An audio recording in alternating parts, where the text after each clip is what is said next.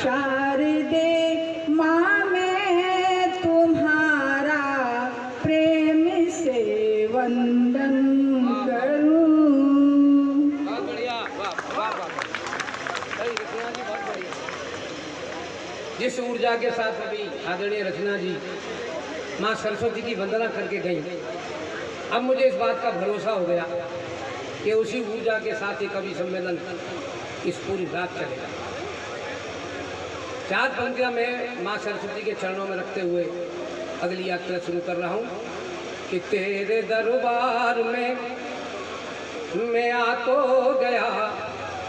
माँ सरस्वती के चरणों में रख रहा हूँ, सुन लें आप। और मेरा निवेदन फिर आपसे है कि आप बैठेंगे रात भर ऐसे खड़े रहेंगे तो आपके पाँव भारी हो जाएंगे, और पाँव भारी हो जाए यानी आप नर से नारी हो जाएंगे, और ऐसा हो जाए इस गांव में तो अच्छी बात नहीं है, ये शुभ संकेत नहीं है। इसलिए मेरा इशारा समझ लें और अपना जगह देख लें, अच्छे जहाँ अच्छा पड़ोस लगे वहाँ बैठ जाए। ये कवि सम्मेलन रात भर चले कि तेरे दरबार में मैं आ तो गया, काम मेरा भी इतना सा कर दीजिए। तेरे दरबार में मैं आ तो गया, काम मेरा भी इतना सा कर दीजिए।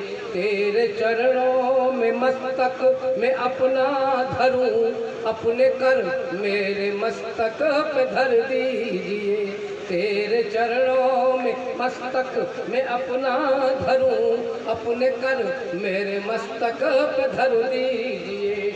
मैं जीऊं तो जीऊं इस वतन के लिए, मैं मरूं तो मरूं बस वतन के लिए। मैं जीऊं तो जीऊं इस वतन के लिए, मैं मरूं तो मरूं बस वतन के लिए। जोड़ कर हाथ तुझसे निवेदन करूं, मुझको वर दीजिए, ऐसा वर दीजिए। तेरे दरबार में कवि सम्मेलन क्या काम करता है मित्रों। एक बार एक बड़े भयानक जंगल में आग लग गई।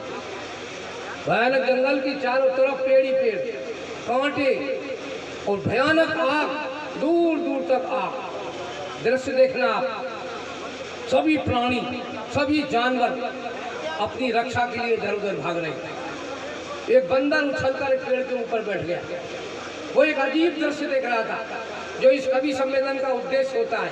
कवि सम्मेलन क्यों कराया जाता है भाई? मफतलाल जी ने इतना प्रयास आपके सहयोग से क्यों किया, इसका मैं एक उद्देश्य बताना चाह रहा हूँ, एक ध्येय बताना चाह रहा हूँ। कवि सम्मेलन सिर्फ मनोरंजन की चीज़ नहीं होती।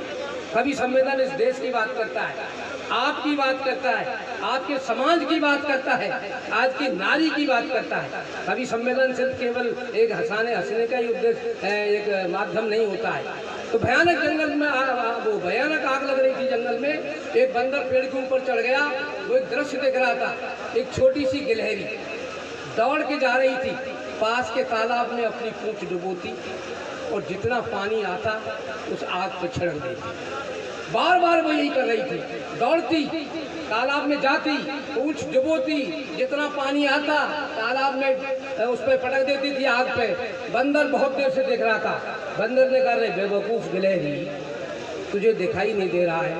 मैं देख रहा हूँ दूर दूर तक आग लगी है। ये आग तेरी इस पूंछ के पानी से बुझने वाला है क्या? अरे तू ऐसे ही कर, तू यहाँ से भाग जा, अपनी जान बचा। सारे जानवर भाग रहे।